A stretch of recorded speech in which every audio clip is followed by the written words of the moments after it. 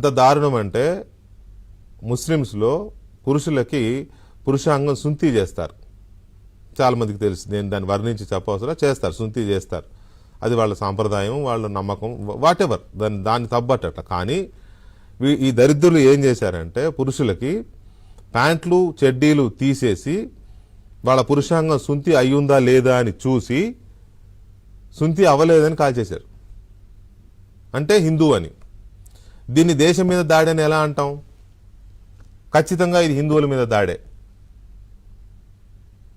ఖచ్చితంగా ఇది హిందువుల మీద. ప్రతి మతోన్మాదికి, ప్రతి ఉన్మాద భావజాలానికి, అదే మతం అనగాని, ప్రతి ఉన్మాద భావజాలానికి, ప్రతి మతోన్మాదికి, ప్రతి మతోన్మాదానికి, ప్రతి మతోన్మాద సంస్థలకి, అన్నిటికీ హిందూ మతమే ఎందుకు టార్గెట్ అవుతోంది? హిందూ మతమే ఎందుకు చులకనవుతోంది? హిందువులు చేతగాని వాళ్ళనా? లేకపోతే ఏమన్నా కూడా హిందువులు పట్టించుకోరేనా? అందరినీ కలుపుకుపోయే మనసుతో ఉండడమే హిందువుల బలహీనత? లేకపోతే మైనార్టీలము అని చెప్పే ముసుగులో హిందువుల్ని ఏమన్నా మనం నడిచిపోద్ది అనుకుంటున్నారా? వన్స్ అగైన్ ఐఎమ్ టెల్లింగ్, నేను అందరినీ అనడం లేదు, ఈ ఉన్మాద భావజాలం ఉన్న వాళ్ళని మాత్రమే మాట్లాడుతున్నాను. చాలా మంది డెమోక్రటిక్గా మాట్లాడే వాళ్ళు ఉన్నారు ముస్లిం మైనార్టీస్లో. హిందువులతో అలాయ్ బలాయిగా చేసుకునే వాళ్ళు చాలా మంది ముస్లిమ్స్లో, క్రిస్టియన్స్లో ఉన్నారు. కానీ కొంతమంది ఉన్మాదులు కూడా ఉన్నారు. ఇక్కడ ఒక విషయం చెప్పగలను నేను, ముస్లింలందరూ జిహాదీలు కారు, కానీ జిహాదీలు అందరూ ముస్లింలే. ఈ పాయింట్లో అర్థం చేసుకోండి. ముస్లింలందరూ జిహాదీలు కారు, ముస్లింలందరూ మతోన్మాదులు కారు, కానీ జిహాదీలందరూ మతోన్మాదులు అందరూ ముస్లింలే ఉన్నారు. ఎక్కడ దొరికిన వాళ్ళే ఉంటున్నారు. ఆ గ్యాప్ని అర్థం చేసుకోవాల్సిన అవసరం ఉంది.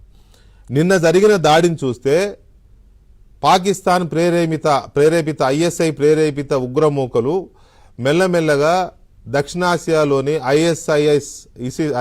ఐసిస్ అంటాం కదా, ఆ అలవాట్లను పుణికిపుచ్చుకుంటున్నాయి. వాళ్ళ స్టైల్లో హత్యాకాండకి దిగుతున్నట్టుగా అనిపిస్తోంది. వాళ్ళు అలాగే చేస్తారు, కూర్చోబెట్టి మోకాళ్ళ మీద కూర్చోబెట్టి తల మీద గాల్చేయడం, భర్త ముందే భార్యని రేప్ చేయడం. వాళ్ళు మనుషులు కాదు, నరరూప రాక్షసులు. అలాంటి మూకలు తయారవుతున్నాయి జమ్మూ కాశ్మీర్లో. ఇప్పుడు గనక హిందూ సింహం జూలు విదిల్చకపోతే మిగతా డెమోక్రటిక్ ఫోర్సెస్ అన్నిటినీ, ఏ మతం అన కానీ, ముస్లిం ఫోర్సెస్ కావచ్చు, క్రిస్టియన్ ఫోర్సెస్ కావచ్చు, ఎనీ అదర్ వీళ్ళందరినీ కలుపుకొని గనక హిందూ సింహం జూలు విదిల్చకపోతే ఈ మతోన్మాదులు ముందు ముందు ఇంకా చెలరేగిపోతారు. హిందూ సింహం జూలు విదిల్చాల్సిన అవసరం వచ్చింది. ఇప్పుడు భర్తని చంపేస్తే భార్య నన్ను కూడా చంపేయండి, నా భర్తను చంపేశారని అడిగితో, నో నిన్ను చంపం, నువ్వు వెళ్ళి మోడీకి చెప్పు అంటే వాడెవడో మోడీకి సవాల్ చేస్తున్నాడు. ప్రధానమంత్రి మోదీ అంటే ఎవరు? ఈ దేశ ప్రధాని. ఈ దేశం మొత్తానికి ఆయన నాయకుడు. ఆయన కొంతమందికి ఇష్టం ఉండొచ్చు, రాజకీయ పరంగా వ్యతిరేకతలు ఉండొచ్చు, సైద్ధాంతికంగా విభేదాలు ఉండొచ్చు, but he's our prime minister. ఈ దేశ ప్రజలు ఎన్నుకున్న నాయకుడు. ఆ నాయకుడికి ఒక ఉల్ఫాగాడు, వాడికి నిండా 25 ఏళ్ళు 30 ఏళ్ళు, మోహా 40 ఏళ్ళు ఉంటాయేమో, వాడు సవాల్ విసురుతాడు, వెళ్ళి మోడీకి చెప్పని. ఎవర్రా మీరంతా? మీ స్థాయి ఎంత? మీరెంత? అక్కడ చూస్తే బంగ్లాదేశ్లో హిందువుల మీద ఊచకోత, దాన్ని అడిగేవాళ్ళు లేడు, పట్టించుకునేవాళ్ళు లేడు. ఎక్కడ చూడండి, ఎక్కడ చూసినా హిందువులే టార్గెట్.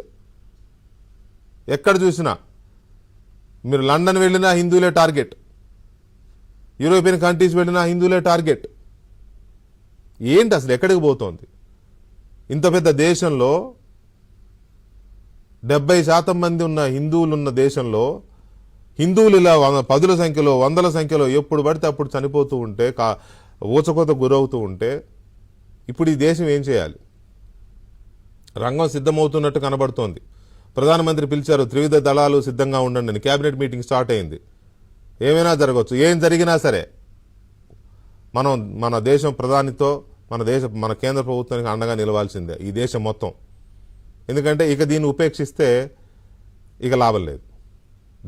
దీన్ని కూకటి వేళ్లతో పెకిలించి వేయాల్సిందే. మన కాశ్మీర్ని మనం కాపాడుకోవాల్సిందే.